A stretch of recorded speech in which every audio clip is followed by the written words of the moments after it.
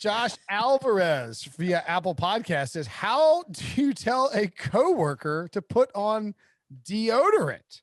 Can Nathan Peterman win 6 regular season games in the Chiefs offense? What degrees does everyone have? I don't know how to change my iTunes name. Like that. I guess we'll just go around the horn on all 3 of these one at a time. So, Breech, have you ever had to tell somebody to put on deodorant, or I don't know how you, this is a tough one. Well, I'll go through it real quick, but I want to say that Josh threw in that he does not know how to change his iTunes name because his iTunes name is literally just 26 random numbers. Yeah. That is why Brinson did not say his iTunes name. How do you tell terrible about like registering? How do you tell a coworker to put on deodorant? Well, I think so. This depends on how tight you are with the coworker. Like me and Wilson, we have to tell Brinson literally every time we hang out with him to put on deodorant. Nobody's offended. Brinson's making the face like you'll get your chance to respond. Nobody's offended here. No feelings are hurt. We give him his deodorant stick and tell him how it works. And sometimes he figures it out. Sometimes he doesn't. But then if you're not tight with them, say you're sitting next to cubicle with them, you don't really talk to them. That's a little different. Maybe you just leave like an anonymous note that has like deodorant in it. Is that legal?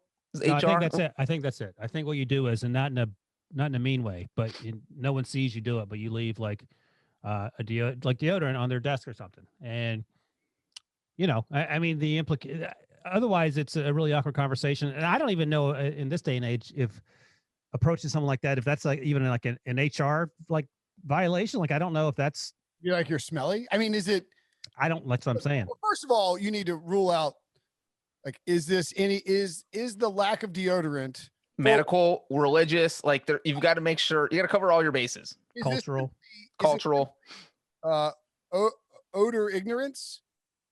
Like if that's the case, then you can do something about it. If it's cultural, religious, and for any reason that they don't wear deodorant, you just deal with it, or you get a new job.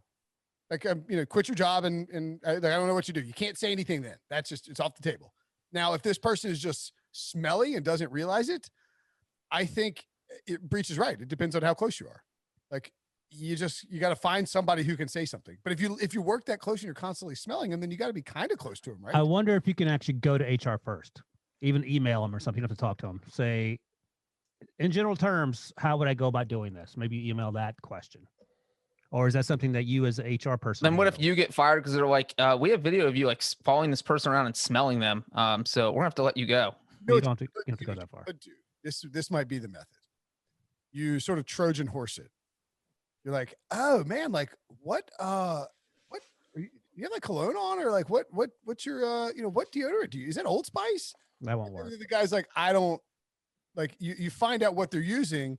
And be like, oh, I've heard about that, but like, you should definitely check out this and give them some like a new thing of Old Spice. I would love to see you try to pull that off. You got to find out what the deal is. That's how you find out without being rude first. If someone approached me like that, I'd be like, this person's a serial killer. At some point, if it were me, if I'm in the office, like Will Brinson is your coworker. At some point, there's like, I'm hungover on a Friday and I'm saying something like, dude, you just got to put on some damn deodorant already. Like or that person says to you on Friday, oh my God, Will Brinson smells like a brewery. Can we do something about that? Why do you smell like the state of Kentucky? Right. Exactly. I'm getting not secondhand smoke. I'm getting secondhand drunk off of Brinson. Yes. I don't know how you tell them. As for that's tough. What's this? It's a tough spot. I mean, you just gotta buck up and say something. Would Nathan Peterman win 6 regular season games as the Chiefs starter? I say maybe, and maybe yes. Yeah, I think so. I mean, we were just talking about Mason Rudolph and Duck Hodges winning 8 games. Chiefs team's better. Coaching staff is better. Nate Peterman is worse than Mason Rudolph. Maybe he's better than Duck Hodges. I don't know. He's not very good, but I feel like 6 wins you could pull off. I feel like 6 would be the over-under if Nathan Peterman was your quarterback for the whole entire season, no matter who your coach was. With the Chiefs, okay, with Andy Reid, 6 is your over-under. I would take the over. I feel like he'd get to 6 and 10 or 7 and 9. I would take the over on 5.5. I wouldn't take the over on 10. Right. I would bank on Andy Reid figuring out a way to win the games. But I mean, I don't think this team's winning 8. I mean, this team is going 8-8 with Chad Henne, and I don't think he's as close to as good as Chad Henne. Yeah, they're going 8-8 with Chad Henne for sure. And finally, what degrees does everyone have? I know Breech, he has 98 degrees. Oh! Ooh. That's a good one, Brinson. I don't know if anyone gets that anymore. If Nick Lachey's listening, he got it. Yeah, it's the Cincinnati guy, right? Yeah, I ran You into didn't him at mention the his Super Bowl. brother. Yeah, you mentioned you ran into the Super Bowl. You claimed that I ditched you, even though you got lost. That was the bright spot of Brinson ditching me at the Super Bowl when I got lost in the stadium, and I randomly ran into Nick Lachey and a high-profile agent who I will not name. Lee Steinberg. Hey, Wilson, how far away is that Carolina picture behind your head? Like, how far away? Like, 3.5 feet. that's how far Breech had to go to not get lost. From the bathroom to the door to the press box, and he somehow got lost. And then he ended up in like a luxury box with Nick Lachey. It blames me for it. It's unbelievable. Real quick, I have a bachelor's degree. in journalism, and I minored in political science. I have a bachelor's degree in psychology. I started thinking I was going to be a biology major. Carnegie Mellon, humble brag. I can't wait. Hey, what are you going to do? I started as a biology major at William & Mary, and that lasted through one semester of Biology 101, and it became clear to me that I was way too dumb to be a biology major. I thought about doing business, but look at me. I'm not a businessman, and I wasn't getting up early, so I landed on psychology, got by the skin of my teeth. I have a master's in public administration from University of Arizona. You guys may not have known that. I lived out there for a few years. 3 degrees. And then, well, here's the thing. I have a master's in public administration. I was all podcasts with me. I know. I thought after that, it's like, oh, I should be a professor. One of my professors there had gone to Carnegie Mellon. He goes, oh, that'd be good for you. So I went to Carnegie Mellon in Pittsburgh to get my PhD, and I did the coursework. And then, like 2.5, 3 years in, my advisor's like, you know what? You're probably not smart enough to be a professor. You should just get a master's and go on with it. So I have 2 masters, one in public administration, one in public policy. And then went to work in DC, was there for 4 years. And then that's when my life changed when I met Brinson. And here we are, 13 years later. And you're still best friends. Yep, except for the part where he doesn't wear deodorant. That's right. I just have a. There we go. That's better. What's better? Your mic. I'm glad. Breech I had it turned down a little bit from the podcast with Sully yesterday. Thanks. I guess our producer's falling asleep at the wheel. I'm producing today, apparently. I just have an English degree, not even a journalism degree, just a bachelor's degree in English. No one gets journalism degrees anymore except Breech. When I went to state, when I started at state, they had this thing called the first year college program, and they encouraged people who didn't know what major they wanted to be to join to like sign up for first year college as like and then you could pick a major and switch to that. What they didn't tell you is that you then have to maintain grades good enough to get into like different like you could have, when you got into state, you could just be like, I want to be a business major, and they would put you in the business college. But if you went to the first year college and then you didn't like have a 3.5, you couldn't get into the business school, which is, in other words, what I'm saying is the whole college thing is funny. Like my son is 13. He's about to turn 14. So he's actually 3 or 4 years away from going to college, which is bonkers to me. But put aside, actually state was cheap for, if you're in state is cheap. William & Mary, when I went there I was in Virginia, it still is there, but it was cheap at the time for in-state folks. I was coming from North Carolina, but in general, it's a weird concept to send an 18-year-old away to school for 3 to 5 to 6 years and expect them not to do a bunch of stupid junk that you did. And so, I mean, look, right. So in a perfect world, you get into that program, that 1 year program, and you have a 3.0 or whatever. Dude, I lived a sheltered life in Harnett County, North Carolina, in a town that was a dry town. I didn't drink. I didn't curse growing up. I played sports. I got to college, and I went crazy. I went bonkers, and that's sort of what you have to sort of guard against. But that's all part of being a parent. Did you drink yourself bald? I was bald by October of my freshman year, Breech. I had like a Dwayne Wayne afro when I got there. And I should say I went to Miami because you guys both mentioned your school. I did not. And Ben Roethlisberger, Sean McVay, we're both there when I was there. Not the fun Miami, though. The lame Miami. What's that supposed to mean? The one with our boss, Eric K. Yeah, like some people go to Miami, they're like, oh, like partying at the beach, just throw up the U. Oh, we're on a boat. Oh, sick. And Breech is in like some weird frat lodge in the middle of nowhere. And let me just tell you. So I have like hoodies that say just Miami. They don't say Miami, Ohio or whatever. And anytime if I'm in the state of Ohio, everyone knows it's Miami of Ohio. But if you're literally anywhere else in the country, everybody's like, oh, you went to Miami? That must have been awesome. Where'd you live on South Beach? And I'm just like, I'm going to put you in touch with my house in the woods. And all yeah. put you in touch with my friend Jared Dubin, who actually went to that Miami. Right. So there you go. Those are our degrees. Ryan Wilson has 3. Breech and I squeaked out of college. Barely. Well, yeah, barely. Wait. Breech. Brinson, I think you told us about squeaking out. Breech strikes me as someone who didn't squeak out of college. You probably did pretty well. What Brinson get? Like a 2.5? Are you suggesting that I did pretty well? No, I'm asking Breech if he did it better than like a 2.75. Oh yeah. Okay. Yeah, I was saying you strike me as someone who. I was a terrible student. I made terrible grades early in my career. It is what it is. But Breech didn't strike me as someone. I staggered my classes to have pretty much all on Tuesday and Thursday, so I would work hard to get those classes. But then you have like 3 days off per week where you could just have fun. Brinson, do you think it took Breech? Too humiliated to reveal what my first semester GPA was. I would never tell you. I got a 1.8 once. I got a 1.8 once, and my roommate got a 1.1. And my mom opened my grades because that's when they would send you the grades back then. And I was actually spending the summer in Arizona with a family friend who got me a job just to get out of North Carolina.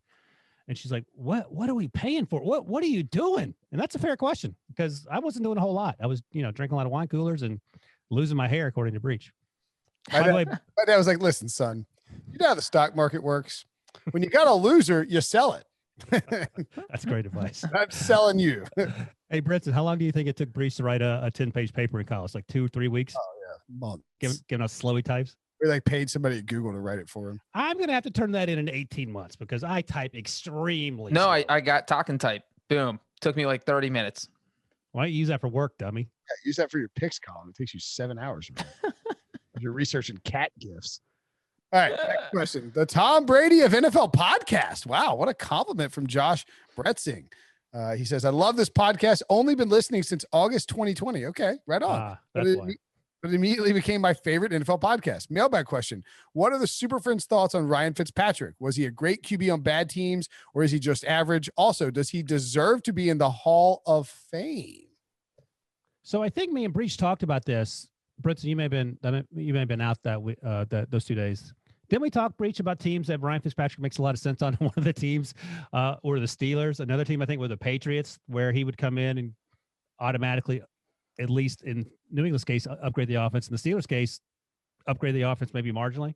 I think we were surprised because we were talking about where he would fit. And I think we surprised ourselves by realizing that he would be an upgrade for way more teams than you think he would be an upgrade for. So I do not think he's a Hall of Famer, but I do think that he's an underrated quarterback. You look at the teams, he's always been on bad teams for whatever reason. He's been in the NFL for 16 seasons. He has never been to the playoffs, and it's not like he's been the full-time starter for all 16 of those seasons. He's been a backup. We saw it last year getting benched, even though he's playing well. Of those 16 seasons, he has only played on a team that finished with a winning record 3 times, and one of those 3 was last year's Dolphins. So, and he got screwed out of a job there. Exactly. And so that would have been, he keeps the job. Maybe they get to the playoffs and it's his first playoff appearance ever. He's never made as a backup quarterback. So he got COVID and that's why he missed week 17.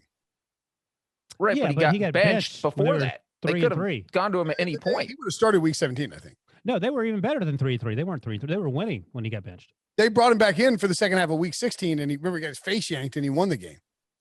And he also almost beat the Broncos in a game where they brought him in the fourth quarter and then they lost. So this is really taking me back through the old Wayback Machine. But I started Googling this because the thing that I think people forget is that Ryan Fitzpatrick, I'm trying to find I can't find the link. What was the deal that he signed with Buffalo? It was huge. I don't know if it was huge, but it was no, it was huge. Middle of the road starting money, maybe like top third. It wasn't like you're $59 million. Okay, he's making $8 million a year, $9.8 million a year. It was big for Ryan Fitzpatrick, and included. It only had 24 million guaranteed. It was it was insane at the time that they did that. And then I was looking back on the reason I said this is running me through the Wayback Machine is that March 12th, 2013. Yours truly writes a Bills release quarterback Ryan Fitzpatrick article for CBSSports.com. And that is the last time Will Brinson wrote something for CBS Sports. Oh my God, I've written so many articles for CBS. I don't think he's a Hall of Famer. I just think The issue, of course, is Breech noted, is that he hasn't played on any winning teams. Has he been to the playoffs even? No, never. Oh, Like okay. not even as a backup quarterback. That's crazy. So he's the definition of a journeyman. And I think he's an above average journeyman though. Like he's not in the same conversation. I keep bringing him up because he keeps talking in my head. Chad Henne, for example. Chad Henne's a journeyman and he's serviceable and he played well in that game where he played in. But Ryan Fitzpatrick's the guy that comes in, and I think Breech has talked about this before too. He's better over 4 games than he is over 14 games. Like you don't want him. And what if that's why Flores benched him? Because he's like, I'm going to beat Fitzpatrick to the punch. I'm not going to let the meltdown happen on my watch. I've seen this guy, or like Fitzpatrick is basically Russian roulette where you keep winning and then eventually you lose and it's all over. And Flores is like, nope, I'm taking the bullet out of the gun. We're not even going to deal with this. I'm just going to put Tua in there. So that's the knock on him. That's the downside is, if he's your 16 game starting quarterback, he hasn't proven that he can be good over 16 games. So I don't know what the answer is, but I do think there are a couple teams he could lead to the playoffs if he was their quarterback this year. That's the thing. I think including the Bengals. I think the phrase that I like to use with Fitz is he gives you a chance. You know what I mean? Like you put him in there and he is going to give you a chance. You trot out Fitz when you're screwed and at the quarterback against the Raiders. Yeah. And he gives you a chance. Absolutely. That's a good statement to have. That should be on his jersey. Like there was, he hate me. Fitzpatrick should be, I give you a chance. Where does he rank? I need to see where he ranks on career passing yards. It has to be kind of high, right? He's played for 60 years. He has, well, this would be surprising, I think. Does he have more? We'll play more or less really quick. Mm-hmm. More or less passing yards for Ryan Fitzpatrick than Joe Flacco? I'll say more. Hold on. So I don't know. Flacco's drafted 08. He was drafted 05. Ooh. Flacco's missed some time. I'm going to say Flacco. Flacco is correct. Breech, you were wrong. More or less. How close? How close was it? I can't give you the Fitz number. Can't tell us till the end. More or less passing yards than Steve Young? I'm going to say more because Steve Young came late to the game because he was playing the USFL or whatever it was called.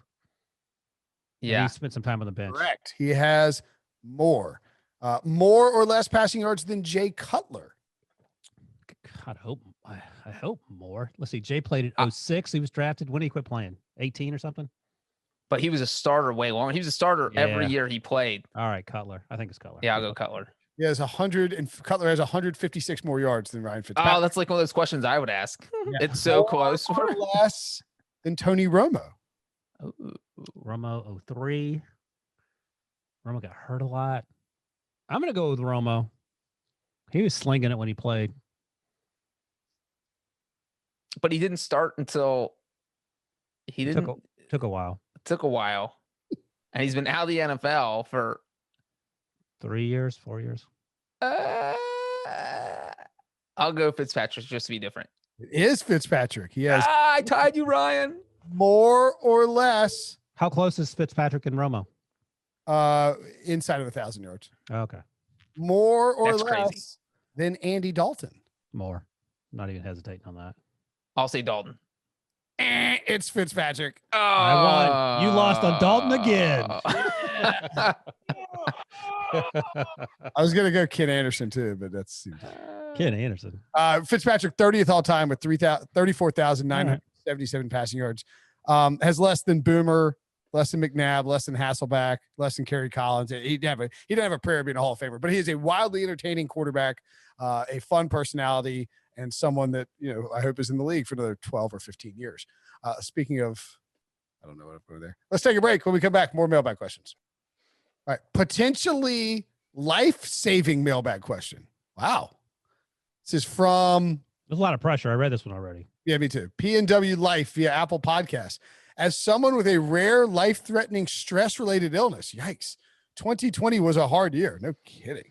Thankfully, as a generational Seahawks fan, my grandparents had season tickets. When I was needing to take a break from the national news in September, the Hawks gave me much-needed distraction. I started listening to Seattle sports radio every day to get my daily dose of happy news. Then the middle of the season hit and Seattle sports radio wasn't such a happy place. That's when I discovered the Pick Six podcast. I have loved learning more about other NFL teams and getting a national perspective. The guys are entertaining, informative, and fun. Mailbag question. As a Seahawks fan, please give me a reason for optimism heading into free agency and the draft. With limited money, limited draft picks, and quarterback drama, things are getting stressful around here. So help me out, guys. I need some happy thoughts.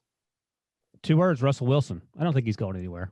I feel like if you're sticking with Russ, get some offensive linemen, draft a few guys who can play defense. I'm not sure the exact situation salary cap wise they're in, if they're better or worse than the Steelers, but you can, restructure some guys and create a little breathing room there. But it's not like they're 10 guys away. They're much closer to being in the Super Bowl than the Steelers are. And you have Russ Wilson. So they have DK Metcalf, they have Tyler Lockett. I just think that they need an offensive lineman or two and a couple guys on defense, and they're right back in the mix. Now, all that optimism could be thrown out the window if they do trade Russell Wilson. This is a happy place question. Well, right. And if they do trade Russell Wilson, our questioner asked, hey, we have limited draft picks. Well, guess what? You don't have anymore if you trade Russell Wilson. You don't have limited draft picks. Now you have a ton of draft picks because you're probably getting 3 first-rounders, a second-rounder, probably getting a quarterback in the deal. You have to get a quarterback. And so all of a sudden you're in a spot where you don't even have to rebuild. Teams get rid of a franchise quarterback, they're in rebuilding mode. The Seahawks, you should just be able to trudge along. So as long as they get a quarterback, a competent quarterback, it's not going to be someone who's as good as Russell Wilson unless it's Deshaun Watson. Then you have a chance. But I think the Seahawks should be okay. Look, they won the division last year. They went 12-4. I don't see them falling, having the house collapse on them. So maybe worst case, because they don't have the money to sign someone. They don't have a ton of draft picks. I don't see them dropping below 10 wins next season. So I'd still be pretty happy if I'm a Seahawks fan. Yeah, I think my reason for optimism would be that the total worst case scenario for the Seahawks in 2021 is you trade Russell Wilson and you get a ton of stuff back. You have to get a quarterback though. Yeah, but I mean, and not Andy Dalton. You have to get Sam Darnold or better. I'm just saying you could end up getting, you could end up getting Sam Darnold. You could end up getting a high draft pick, any number of things. You're not trading away Russell Wilson for peanuts if that is what happens. And I don't think they trade him. Would you want Tua? I'm just thinking out loud here. People throw Tua into the trade. I don't know if I want him. No, not for Russell Wilson. Not just straight up. I mean, you get if I was sending the Dolphins Russ or Deshaun, I would want Tua back. Yeah, but my point is that say you're happy with the draft side of the compensation, whether it's 2 or 3 or 15 first-round picks. Tua is included because that's going to be your short-term starter. Are the Seahawks winning 10 games with Tua? I take the picks and I sign Ryan Fitzpatrick. My question would be, if I take Tua back in the trade, is that at the expense of another first-round pick in the future? No, I'm saying you're happy with all the other machinations of the draft. Tua's just an add-on. But you're taking Tua to be your starter, though, because you need something back in the interim. I think the Seahawks could win 8 games with Tua. Yeah, but they're trying to get to the Super Bowl. That's what Russ gives you.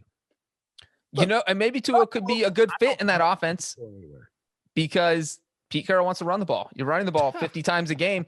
Tua doesn't have to do anything. That's correct. Anyway, I think the Seahawks are in good shape. You get an offensive lineman, get some help on defense, a couple guys on defense, and make Russ happy and let Russ cook. Yeah, let Russ cook. I think Russ is having a FOMO moment and is worried about. He wants to win 6 Super Bowls, and you know what? That doesn't happen. It ain't going to happen in Chicago if that's one of the places he wants to go. Which is another conversation. Aaron Rodgers, Drew Brees, Brett Favre, Andy Dalton.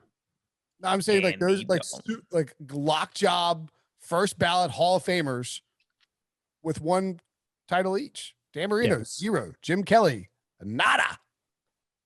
Yeah, not from lack of trying. You can't all be Joe Montana and Tom Brady, or Terry Bradshaw as Tom Brady. Yeah, exactly. Okay, next question. And I hope. By the way, I'm glad we didn't kill that person. Was that happy enough? I don't know if it was. It's sort of like, who was it that told us the Texans guy earlier this? We had nothing for him. I hope that guy didn't have give me some reason to hope as a Texans fan. It's well, I mean, we tried. I'm not saying that. I mean, look, Seattle should. The reason for hope and optimism, Seattle, is that it is really unlikely that Russell gets traded this offseason because of the cap hit involved with the Seahawks. And so if he doesn't get traded, this team can win a Super Bowl. As long as you have Russell Wilson and you can get to the playoffs, you can win a Super Bowl. And if they win a Super Bowl, or they make it to the Super Bowl, or they make it back to the NFC Championship game, all this offseason stuff is going to be water under the bridge. Winning cures this stuff. So you need to get Russ back. You need to win some football games. Defense needs to be better. Pete Carroll needs to, throw Russ a bone, I guess, apparently, and let him make all the draft picks. From a 5-star man, Ray from Iowa.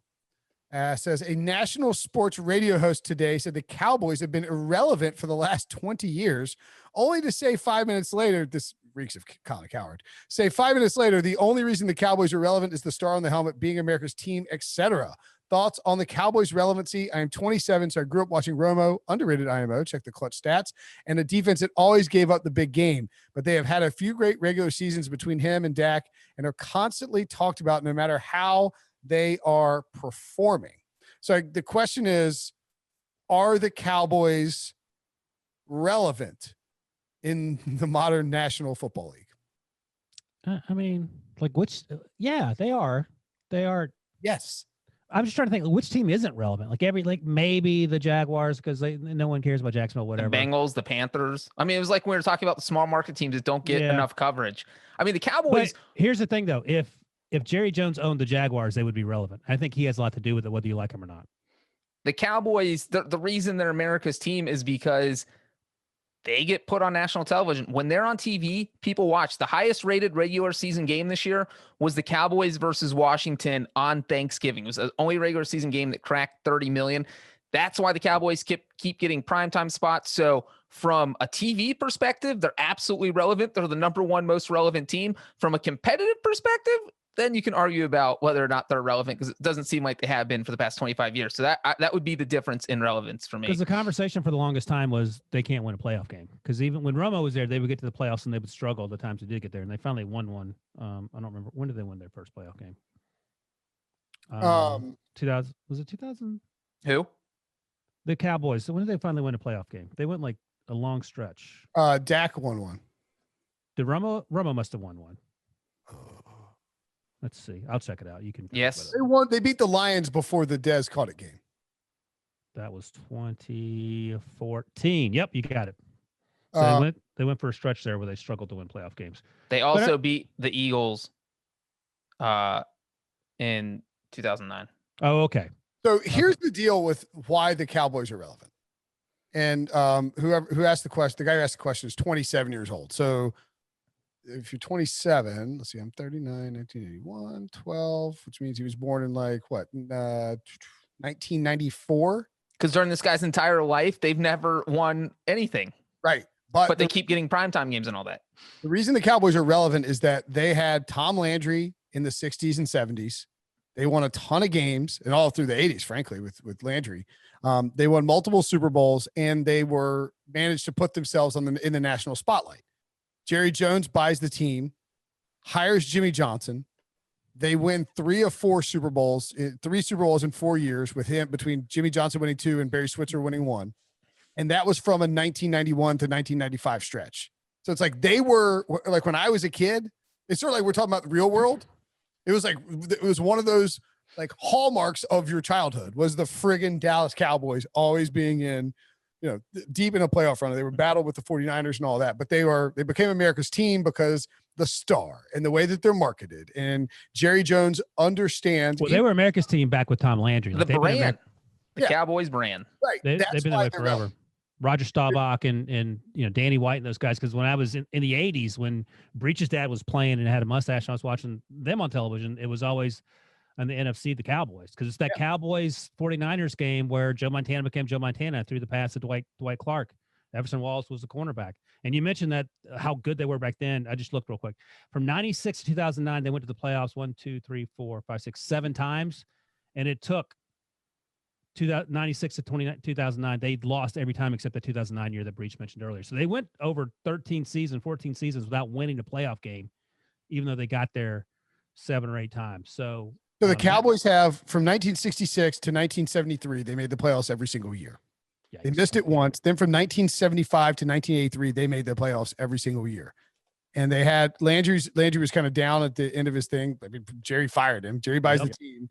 And then from 91 through 96, they made the playoffs every single year and won 3 Super Bowls in that stretch. And then after Barry Switzer left, they hired Chan Gailey. He made the playoffs in both of his years. I think he was fired after going 8-8 despite making the playoffs. And frankly, it's been Jerry Jones trying to figure something out since then. It was Dave Campo, then Bill Parcells, then Wade Phillips. Wade Phillips fired midseason for Jason Garrett, and then Mike McCarthy. Like they're relevant because they have this rich history, and no matter how good or bad they are, they're always interesting. Like Tony Romo, and I agree, Tony Romo, and we're not saying this because he's our colleague, but like criminally underrated as a quarterback, really clutch. Like he got blamed a ton for Cowboys losses because he wasn't clutch enough, but it just wasn't a true narrative. Yeah, and you had a spot in the 70s where, that's where the NFL was getting big and the Steelers were winning Super Bowls. That's why they're so popular, because if you were winning Super Bowls when the NFL's brand was growing, that's how you had a national following. There was a spot from, I think, 70 to 78, 5 times in 9 seasons, the Cowboys went to the Super Bowl. 5 times in 9 seasons. That's like the only thing even close to comparable now is the Patriots, who I think went 5 times in 9 seasons from 2011 to 2018, 5 times in 8 seasons. So, and we always talk about how dominant the Patriots are. Well, that's what the Cowboys were doing in the 70s. And so just that's how they became a brand. They became relevant, and boom, somehow they're still relevant. Yeah. So they are relevant. They need to be better at football. Jerry Jones probably holding them back a little bit on that front. Yeah. Well, he is also, we haven't talked about his days as a general manager, which he still is, I do believe, right? Yeah. He's still running the team. Tried to draft Johnny Manziel. They had to hold him back and put the Zach Martin card in. Mailbag question from the UK, right? From Crisp. How is it possible for a team to, quote, restructure a player's contract so that he receives most of his money as a bonus instead of as regular payments? Doesn't this go against the idea spirit of the salary cap era? Seems kind of shady. Love the podcast. Listen every day. Go Cardinals. Guy. Yes, that is my name. Americans find it weird. Thanks, Guy. Hey, Guy. Or Guy. Sometimes they go by Guy. I don't know if it's Guy or he could be French. If he's French, he's Guy. He's not. He's British. Oh, it says Great Britain there. Maybe that's to throw us off this trail. France is not the UK. You could take the channel from Paris to London. Got you there. I've been to Europe. By the way, I don't know why Debo put this. I like the question, but I don't know why Debo put this question in here. I don't know anything about restructuring as to what. So I'll let Breech answer. He's the brains who studied in college. Well, let's use Ben Roethlisberger's example. This is not Ben Roethlisberger's contract details, but just as a very easy example. Let's say he had this $21 million cap hit. The Steelers want to get it down. So they say, all right, we're going to make Ben, you're going to make the veteran minimum salary of $1 million, and we're going to make the other $20 million into a signing bonus. And so when you restructure it like that, you can make the signing bonus, you can spread it out over the length of the contract. So if Ben has a 2-year contract, then now you take an $11 million hit in year 1 with the $1 million salary and then half the signing bonus, and a $10 million hit in year 2 where Roethlisberger's not even playing. So the problem with that, and where you're saying, this is kind of fishy, this is a little weird, is that if you do that with too many guys, all of a sudden you have 5 guys in your roster with a $50 million cap hit for 2022, and they're not even playing. Then all of a sudden you don't have enough money to sign other players. And so that's kind of what we're seeing with the New Orleans Saints right now, where they're $69 million over the salary cap because they just kept kicking the can down the road. We spent the past 8 years saying, oh my God, the Saints are cap magicians. They keep making all these numbers. They keep making all these big signings. They keep restructuring Drew Brees' contract. When are they going to have to pay the piper? Well, guess what? They're going to be paying the piper this year because, yeah, exactly. So eventually it is going to catch up with you if you do it often. And, most teams assume the cap is going to keep going up, which is why it doesn't sting too often, because you're getting $10 or $15 million more in room every year. This year, you're not getting the extra room. So you don't want to keep kicking the can down the road. But the Saints, by the way, in the middle of this, actually terminated the contract of punter Thomas Morstead. What? That's where we are. I mean, the Saints are coming into this. We're $60 million over the cap. He's a top 5 punter in the NFL. That's insanity. Yeah. Oh yeah. He's a really good punter. So it's by the way, I was on with Zaslow and Amber in Miami on the ticket, I think. And they asked me, they're like, so the Dolphins cut Kyle Van Noy. Are they making room for Deshaun Watson. And I said, yeah, that's possible. But one other thing I think that we should look at with the Saints that I think is interesting is, so they have Ryan Ramczyk and Marshawn Lattimore, who are taking up over $21 million in salary cap space. Both guys are in their final year of the rookie deals. They are eligible for extensions. Clearly, the Saints have no money. I'll be very interested to see if the Saints try to trade one or both of those guys. Like if you're Miami and you can give up a second or third round pick for Ryan Ramczyk, aren't you doing that in a heartbeat? Yes, but if they're still on the rookie deal, that cap, that's not hurting you financially yet because you haven't given them the new contract. I mean, I don't know, man. It's a fifth year option. Okay. So it's like he has no dead money. Right. So they would just purely save $11 million by getting rid of him. If you traded both those guys, you would probably get either a first or second round pick for them, depending on where it is. Ramczyk, and who's the other one? Marshawn Lattimore. And we're talking about like legitimate Pro Bowl, all pro caliber players. And the Saints are just, this is the pinch that the Saints are in, is my point, is that they have two studs on their team that they might not be able to pay because they ran out of all their money because they've been kicking the can down. Because they gave Taysom Hill $16 million. Here's the thing. Taysom Hill is a $16 million cap hit in 2021. Sorry, I had to just put that out there, Ryan. I know. You talked about it. You like to gloss over this part, but the cap, barring a pandemic, goes up, and typically this isn't an issue. And the teams at the bottom of the table aren't necessarily terrible football teams. I'm going to find it real quick. The Steelers are down there. The Saints are down there. But Eagles and Rams, Chiefs, Falcons. Yeah. I mean, there's no correlation necessarily between spending a lot of money on the guys you have on your roster and winning and losing football games. So I think typically the cap goes up, and typically this time of year, before we know the cap, this is what it looks like for these teams at the bottom. And then the cap is a lot higher than it is going to be this year. And you have a little wiggle room, you restructure, and you continue to kick the can down the road. And the only thing that can derail you is something like a pandemic. Right. What's it called? What was the term we were thinking about? Active God event. Yeah, an active God event. Exactly. We were like throwing it around early in the pandemic. Like, these guys are going to fire us and use this. Yes. And that's the thing here. So right now the Saints are an estimated $63 million under, based on $180 million salary cap. Now, if the salary cap had gone up 10 to 12 million like it was supposed to if there was no pandemic, it would be about 210 million this year. So then the Saints would only be 30 million over, and that's a lot more manageable number. And if the cap had gone up to 210, the Eagles and Saints would have been the only two teams over the cap right now, instead of there being, I think, 10 teams over the cap. So look, it's a huge thing. The Saints can cut Janoris Jenkins. You save $7 million right there. And you could cut Taysom Hill and save $5 million, honestly, but that you cut Quan Alexander, that's $13 million. So let's say you cut Quan Alexander, Janoris Jenkins, that's $20 million right there that you save in salary cap space. You cut Emmanuel Sanders, that's another 6.5. So like you can, my point being is that a couple of moves, if you were 30 million under, you could easily get to where you need to be. And Drew Brees' numbers should go down as well if he retires after June 1st, down to like 11 something, but I obviously have to wait for that salary cap space. I think Breech, you touched on this, but like on the bonus thing, just to wrap it up, it feels like cheating to restructure and do all that, but it's bad for the team.